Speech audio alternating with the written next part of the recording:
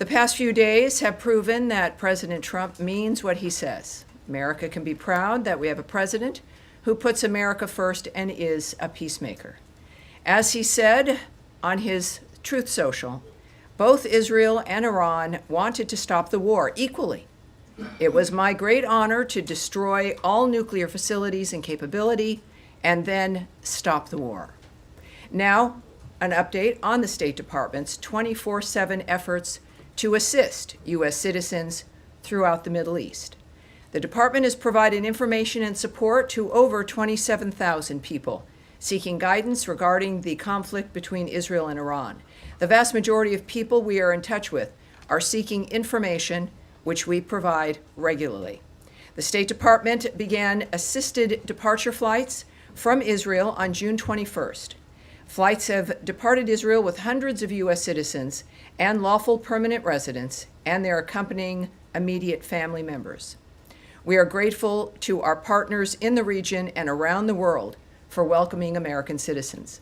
We also extend our deep appreciation for the government of Qatar's cooperation in the defense of the Udeid Air Base, as well as our deep appreciation for the the Al Udeid Air Base, as well as the deep appreciation for the American men and women in uniform who are there and for the vital role they continue to play for U.S. and regional security.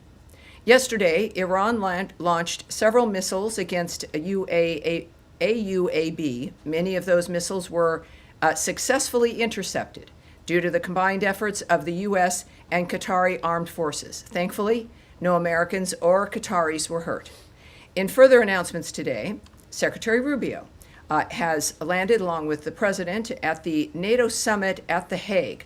As the secretary has noted, under President Trump's decisive leadership, we're driving historic change at NATO.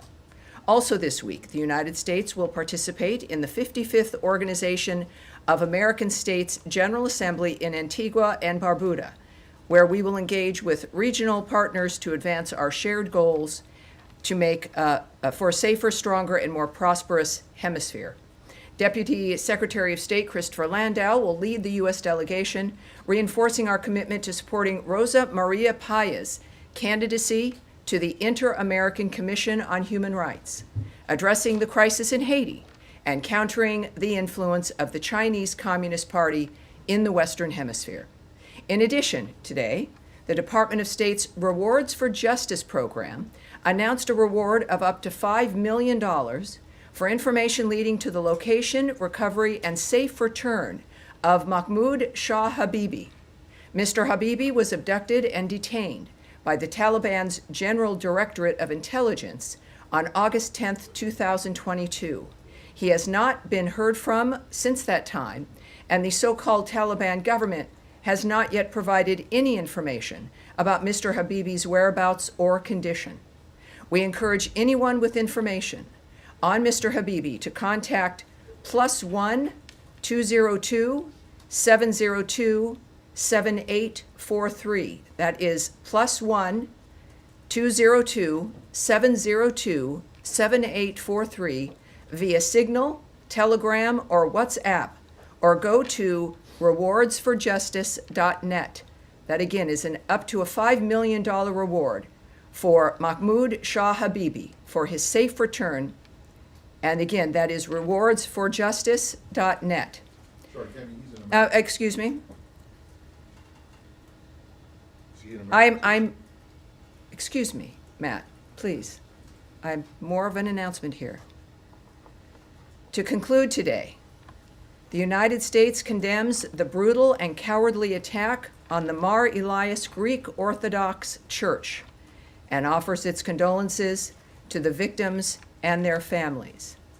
We call on the Syrian government to hold all perpetrators of violence accountable and ensure the security of all Syrians, including members of religious and ethnic minorities. As Ambassador Barak has said, the United States continues to support the Syrian government as it fights against forces seeking to create instability and fear in their country and in the broader region. And now I will take your questions. Sorry, Daphne, please. Thank you. Sure. Just on Israel-Iran, Trump has said that he was unhappy with both sides for breaching the ceasefire deal, but particularly frustrated with Israel. Does the State Department have concerns about whether this truce will hold, and what conversations is Secretary Rubio having today with counterparts about this deal? Yes, as I noted in my announcement, and actually what, of course, we always appreciate about President Trump is you never really have to guess at what he's thinking, which is appreciated. One of the most transparent men we've known. Americans in the world have watched all of this unfold, I think, in a very clear way, and certainly with the leader of the free world, of the world, really, essentially, in Donald Trump, making it clear his opinion. And this is what also, I think, keeps things moving. With any ceasefire dynamic, it's fragile. And in the meantime, of course, things did come together, and there has been quiet in that region. He did make clear his feelings about that. But as I mentioned in the opening, that he said, just a couple of hours ago, both Israel and Iran wanted to stop the war equally. It was my great honor to destroy all nuclear facilities and capability and then stop the war. So obviously, the president has believed from the beginning that diplomacy can stop wars, that it is the thing that we should rely on. He leaned into that, and it's continuing to work. This is a dynamic now that is in play and is, I think, steady, as he has, I believe, also recognized based on his comments. And then on his Yes. comments about China being able to continue to purchase oil from Iran, how did this come together? Was this part of the Israel-Iran ceasefire deal? And what does that look like going forward? Will sanctions that have been imposed be lifted? Will there be waivers? How does that look? Those are all very good questions. Yes, and it's obviously a very fast-moving, we've used the word fluid here many, many times, a very fast-moving environment. The president has signaled what he expects, what he is looking forward to. This is a cabinet and a government that acts to the nature of what he says and what he wants. And in this case, of course, I'm not going to discuss what that process will be, the nature of any of the applications via the various departments in this government. But clearly, we are focused on making sure that guiding hand of President Trump prevails and moves this government forward. So we will have to wait and see when it comes to what that ends up looking like. All right. Yes, Andrea. Well, just to follow up, Yes. does that mean, just to translate, are we lifting sanctions? Has anything happened to make that possible? I'm not going to get ahead of the president or try to guess at what his strategy will be, but it will be one that will benefit this country, and that, again, he's very clear. I think the difference is, obviously, sometimes you don't hear ahead of time about the trajectory of a president. With President Trump, he speaks honestly with us. So I would suggest to not translate, to not speculate or guess, but to watch, because things happen quickly, and I think we'll find out sooner than later. Yes, ma'am. One more. Quick follow-up on something. You quoted the president as saying, "It was my great honor to destroy all nuclear facilities to stop the war." As far as we know, the bomb damage assessment has not been done. The Joint Chiefs Chairman was talking about how long it might take. Do we have something more conclusive about destroying all of the nuclear facilities? Well, a conclusive comment for me would be coming from the President of the United States. I have great admiration for you, Andrea Mitchell, but I think he might know more than you do at this point, more than I, more than any one of us here. At the same time, obviously, the information that we receive, that the American people receive, which will be public, will take some time. But President Trump has indicated his pleasure at the success of that raid, which obviously was very limited in scope. And that's a very good point, I think, at when it comes to the nature of what's occurred, and I'm pleased that the president is pleased. Sean Tandon. Sure. Could I pursue that? Another comment from the president this morning, he was saying that basically stop the bombs was the message that he sent to the Israelis. Does he believe that the Israelis complied with this? Is he happy with how it turned out? Well, I think that there's early on, and again, I'm here at the State Department. I know my colleague Caroline is very articulate and clear on the nature of the president, whom she represents, and the State Department at the White House. But I think when we clearly look at the nature of how the day has transpired, there was some activity back and forth, And that has stopped, and the ceasefire has taken effect, and the president is pleased. So I think we can take that as an indicator of his feeling about it at this point. Sure. One more. Sure, and I mean, they're both statements both from Tehran and from Jerusalem and Yes. Tel Aviv today. But I mean, one of the things that from the Israeli military chief was saying that this is just a phase, and they reserve the right to go back in. I mean, do you think that's consistent with the call for a ceasefire in terms of the Israeli statements on this? Well, I think the statements that we've looked at that we care about are the fact that both, well, certainly Israel has agreed to the ceasefire. And we believe there's a statement from Iran that has done so as well. So those are the statements that we care about. All right. Yes, sir, in the back. Right there, sir. Yes, sir. Thank you, Tammy. Obviously, pretty epic diplomatic developments last night. Yes. Can you walk us through any of the diplomatic steps that were taken that led to the ceasefire, and specifically Secretary Rubio's role? What are some of the ongoing efforts to make sure the ceasefire sticks? And then a separate but related question. The President spoke this morning about the great trading potential with Iran. Does this administration envision a broader rapprochement with Tehran that could lead to diplomatic ties being established, even the embassy being reopened? Well, on both those issues, I can't speak directly to them, but I can say a few things in that certainly I wasn't there. The Secretary of State was in a dynamic with the president that is a private dynamic as that team was addressing a war and the nature of how to stop it. So I can't speak to how that transpired or the decisions that were made, but obviously a successful evening, successful aftermath when it comes also to a very quick ceasefire. In the meantime, for your other question, which was, remind me again your second question?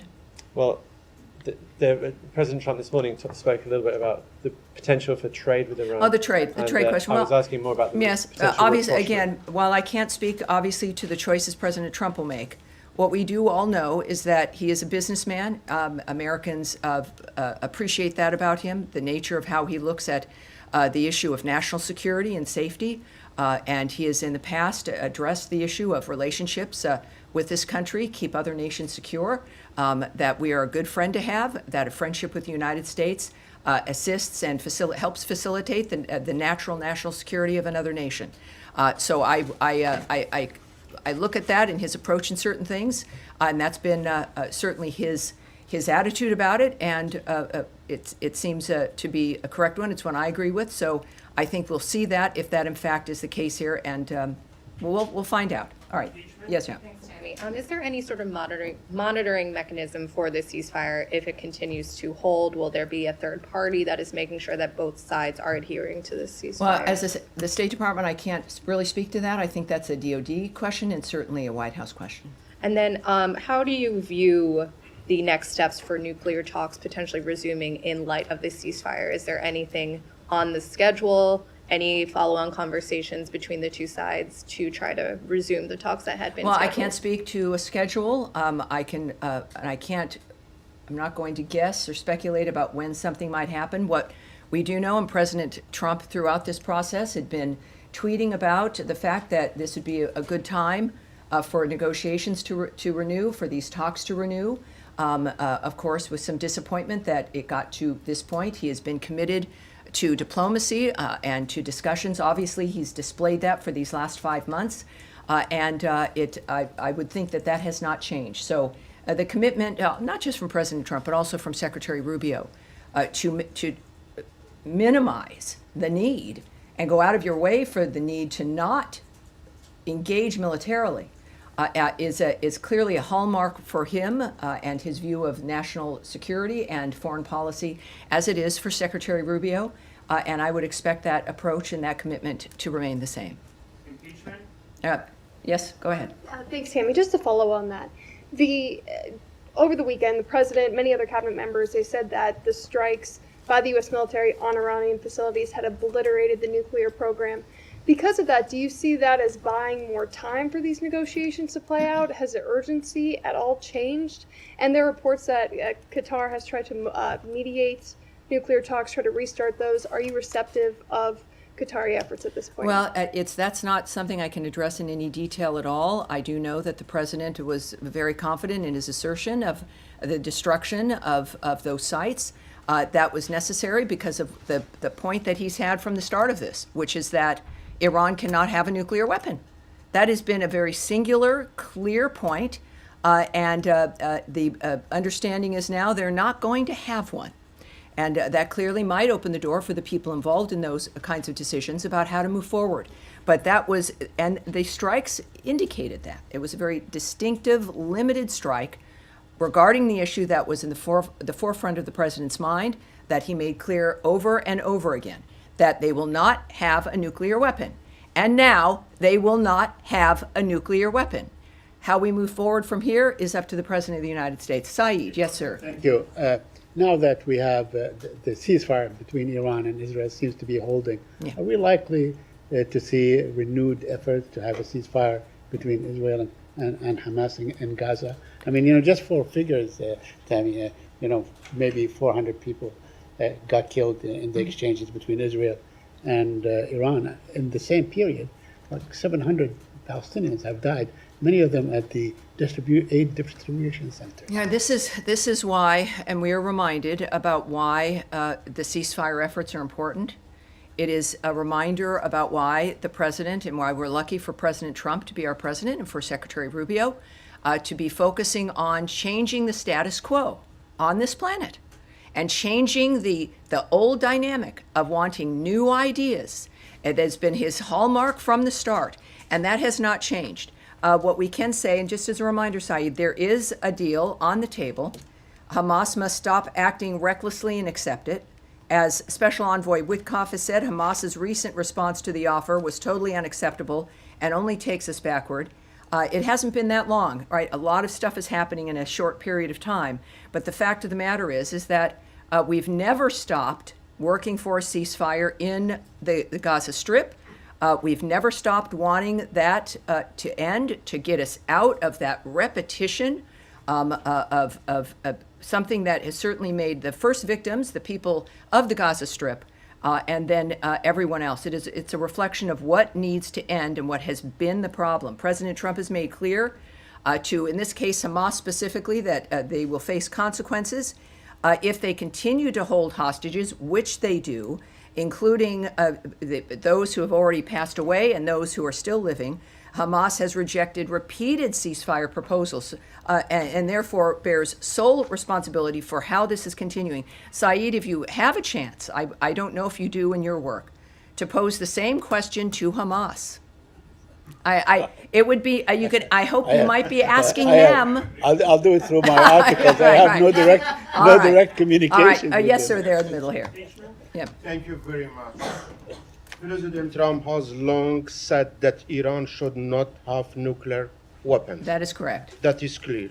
Do you think it is important for Iran to change its foreign policy, because the U.S. always says it is the biggest state sponsor of terrorism and destabilizing region? I obviously can't speak to what's in the mind of the so-called leadership of Iran. I do know that the future of Iran is in the hands of the Iranian people. And whether or not certain individuals change their approach or belief, I think what has happened, the whole world has noted that the world has changed and that nothing will be the same. And how that plays out, we are very lucky that we have President Donald Trump, Secretary of State Marco Rubio, and a cabinet that is united in the nature of what we're trying to do for the next 3.5 years. One more, yes, sir. One more. And Please. Kurdistan regional government leadership and strongly welcome President Trump's statement about peace. Do you want to comment on it? Well, no, there's again, things are happening and moving along so quickly. Obviously, everything in that region, in the Middle East, has changed. And we will have to see where those who are leading this charge and this change, again, the American leadership here with Trump, Rubio, and J.D. Vance, of course, just strong leadership across the board. We're very lucky, as we've seen also with Secretary of Defense Pete Hegseth. We are very early in this administration. Think about it. We are in the middle of June, and we've seen the results now of men and women who are focused. So we'll see, for the Kurds and others as well. Yes, sir. Thank you, Tammy. 2 questions for you. Number one, especially considering the Secretary is now at NATO. Yes. Does the Secretary feel like European allies had America's back to the extent that they should in this Iranian operation? I'm not talking about militarily, but from a general support standpoint, beyond just platitudes of concern about the Iranian nuclear program. Do you feel like you got backing from Europe on this? Well, I'm not going to comment or speculate on the feelings or assessments of our partners in any kind of dynamic. That's between them. It's about the leaders of the world. Right now, what I can tell you is that President Trump and Secretary Rubio are right there in The Hague at NATO for conversations with our partners throughout Europe. And I think that everyone expects that to be very successful. It's going to be a very exciting time. It's a perfect time for those conversations to be had. I'm not going to speculate on the nature of those any conversations or can speculate on the feelings of people either. Second question for you. Yes, sir. In terms of regime change in Iran, the initial message coming out of the administration was, we're not after regime change, we're after the nuclear weapons program. Then the president remarked today, regime change is not a good idea because of the chaos that it would cause. So what is the administration, specifically the State Department's message here to Iranians who are suffering under the oppression of the regime? How do they move forward, does America have their back, considering the president said regime change is not a good idea right now? Well, again, that's in the perspective certainly of the president and what his actions, he feels what actions are important, what our intentions were. It was very clear from the start, from the very beginning. For years, the president has spoken about the problem of Iran and how they can't have a nuclear weapon. This is not a new idea, and it's certainly a globally held idea. But we've said here at the State Department repeatedly in a number of different dynamics that the fates of countries belong in the hands of the people in those countries. That is the overriding general message of the Marco Rubio State Department. It is the kind of thing that when we think about not just democracy, but the nature of the decision of citizens to decide what kind of leadership they want. That is what our position is for certainly Iran and every other country on this planet. Yes, sir. Yeah. Thank you, Tammy. Two questions, one on Iran. Have you received any signals or message from Iran that they are willing to come back to the table this first? And secondly, are you still sticking with the proposal that you sent to Iran, or you are open to discuss more broadly? Well, again, as we know, many things have changed in just the last few days. So I won't speak to what messages may have been sent to Iran, which would have been, of course, to the White House and to if Secretary Rubio as the National Security Advisor. So I would ask you to check with the White House for that. And the next one, yes. Yeah, on your opening remarks, you said that the United States is ready to help the Syrian government to fight against forces seeking to create instability. Would you elaborate that? What kind of support are you willing to offer to the Syrian interim government? Are you willing to help them or provide them military support? Well, I think already we know, of course, of the assignment as a special envoy of Ambassador Tom Barrack has been a very clear indicator of our commitment to helping Syria be able to be a functional and steady and stable government. He, of course, is the ambassador to Turkey, and our commitment through his work is about getting the structure, the stability of the government as functional. We also, of course, as you know, have lifted many of the sanctions to make it possible for other nations in that region to assist the new government also in becoming stronger and able to, in that region especially, deal with terrorist groups, especially deal with ISIS. And that is our commitment. So it is, I think, manifesting now very clearly. And Ambassador Barrack is there as our envoy in that regard. And it's a very exciting time with a lot of potential. Yes, sir. Yeah, yes, sir. In the gray suit there. Yes, sir. Thank you, Tammy. You've been in the negotiations process with the Iranians for almost the last 2 months at the State Department. And the Iranian foreign minister just last Friday, he said that they suspect that the negotiations with the U.S. Used as a cover for the Israeli attack. And a day after that came the U.S. raid on Iranian nuclear establishment there and the buildings. Are you able to restore the trust between you and Iran? And how do you see these claims from the Iranian side? Well, that's certainly a question that I can't answer, but we've got the best people in the world who are doing this for a living, who have committed their lives to making a difference here in the world. The president has not indicated that, as a matter of fact, he really opened his presidency with a willingness to talk with everyone. And as a peacemaker, that is what he's done, and I would suspect that that approach will continue. All right? Yes, sir. Go ahead. Thank you, Tammy. Do you think that there is any lesson for North Korea to learn from the U.S. Strikes on Iranian nuclear facilities, given that North Korea has been doubling down on its nuclear program, despite the Trump administration's commitment to the complete denuclearization of North Korea? Well, again, the nature of the choices that are made, I won't speculate about what other countries should think or do. At the same time, President Trump, in his first term, made a significant outreach to North Korea. And what I can say, of course, and they've got their own nuclear program at North Korea, that we remain committed to the complete denuclearization of North Korea. That remains a commitment. If the North Korean nuclear issue can't be resolved through dialogue, I'm not going to speculate on hypotheticals at this point, but thank you very much. All right, yes, there you are. Hello. Just on a follow-up on North Korea, has there been significant outreach from the State Department to the North Koreans? I'm not going to speak to any, whether they exist or not, any diplomatic efforts outside. All right, and yes, go ahead. Thank you, Tammy. I just wondered whether you have any further information on reports of a drone attack that happened to multiple Iraqi military sites early this morning, local time, Tuesday, whether you know at all whether Iran was behind those drone attacks at all? I would suggest that the DoD might be the place that it might have an answer to that. Anything else? All right, Daphne? You're good? All right. And then, yes, go ahead, sir, at the end. About the material that was removed from those nuclear sites. There are satellite pictures of trucks lying down. Oh, nothing. I can tell you nothing.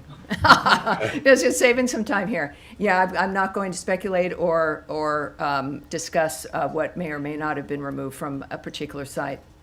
Well, then can you tell us, based on what you do know, I mean, how many years? I can talk about the English royal family. I love them. Yes, How many years would this have knocked back the nuclear program, and could that have been avoided if the U.S. had remained in the JCPOA?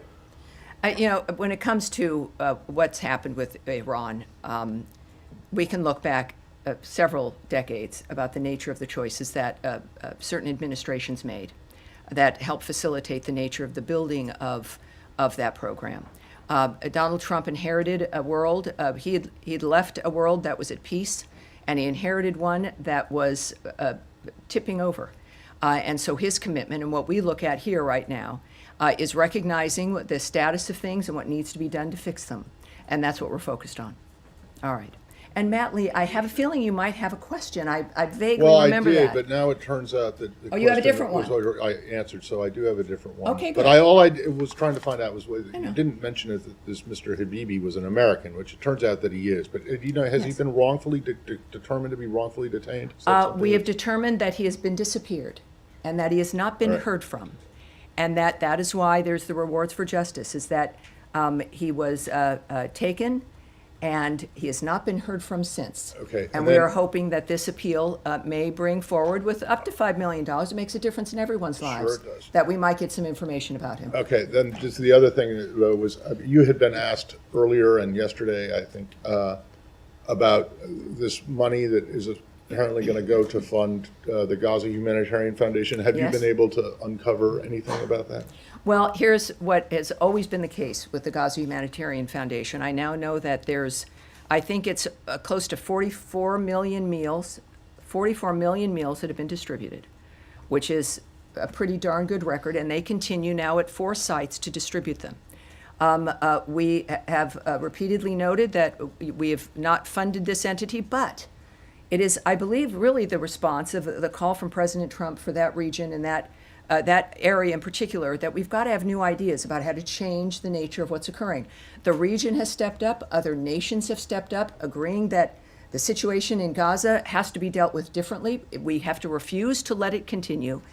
And while we have a humanitarian crisis manifesting, is to do our best in an area that a terrorist group refuses to cooperate, ignores ceasefires, continues to hold hostages, and refuses to put down their weapons, that we are committed to endorsing, helping, promoting efforts to make a difference.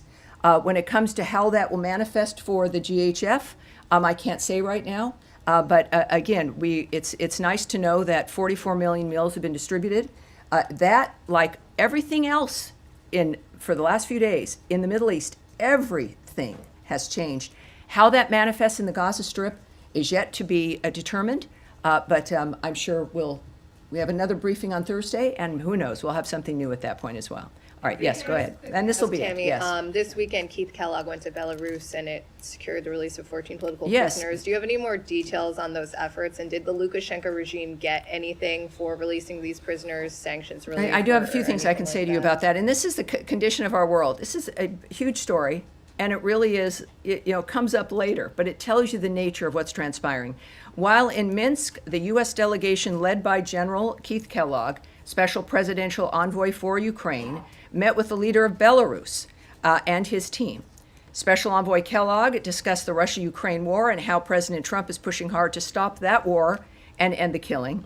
And Deputy Special Envoy John Cole led the discussions on U.S.-Belarus bilateral relations, which resulted in the release of 14 long-held political prisoners from Estonia, Japan, Latvia, Poland, Sweden, and Belarus.